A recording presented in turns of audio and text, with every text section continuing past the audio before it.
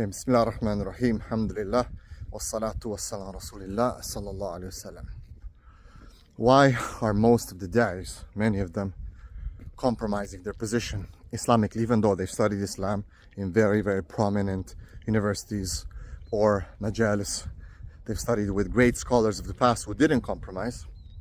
They've studied with amazing possibilities and opportunities from Allah subhanahu wa ta'ala that many, many men would want to be in that position, but then they find themselves compromising. When did this happen? What happened? Well, it happened with what's called demand supply Islam, and that is because they've become very famous on social media, and a lot of their followers were people who were basically demanding a more liberal, accommodating, inclusive Islam. Why? So that it does not conflict with the environment and the non-Muslim environment, the people who would be opposing, criticizing. Most people cannot handle conflict. You have to understand, psychologically, they cannot stand up and say, no, I'm gonna stand my ground. I'm not gonna give up. Okay, they have to escape the conflict, compromise. No, it's okay. Let's just all, just chill, relax. Hey, no one's saying you gotta punch someone in the face. That's not what we're preaching here. What we're saying is that sometimes you have to stand your ground. And sometimes people are gonna actually challenge your core beliefs. And if you are a strong man, real man, you're gonna stand your ground, no matter what the threat is.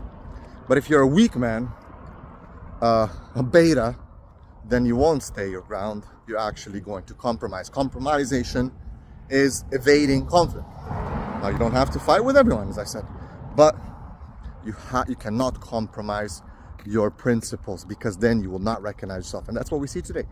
Unprecedented people who are coming from traditional Islamic, you're talking about proper traditional Islamic backgrounds, are compromising. Why? Because demand supply. Because a lot of the followers are feminists. A lot of the followers are weaklings. And one of the first ways to understand who are these people are those who get offended from quoting authentic Quran and Sunnah. They say, no, I heard Sheikh so-and-so, this, that. They said that there's a different interpretation. Now, yes, I remember in university we took a course called Strange Opinions. And you can find always someone, the great Hanafi jurist, so-and-so, the great Maliki scholar, so-and-so, the great Hanbali scholar, so-and-so.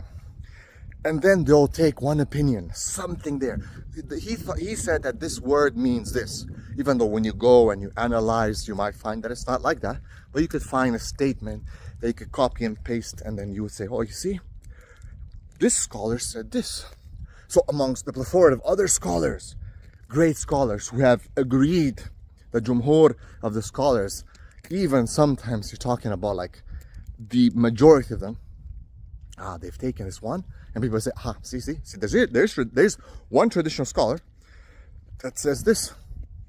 Yep, the student Ibn Abbas, he said that this word doesn't mean this, therefore, done. So they maintain so-called traditional view. They wear the shimagh, they wear the thobe, they maintain the traditional look. They propagate traditional, but then you see the feminists clapping for them, say, yeah. And their greatest followers are the feminists. A lot of them women, some weak men. They support the financial contributions that they give. And of course, these people have to basically sing to that tune, because if they sing to any other tune, these people pull their contributions away. Their checks won't be signed. Their great invitations won't be there to different places where they can, sorry, man. It's just messing about, to be honest. And hence we have a new version of Islam, which is called, some time ago, some of the Christians were attacking the Muslims. And I remember one of the things they said it's like a Walt Disney version of what these people are saying. It's funny because the people were debating them couldn't stand on their ground.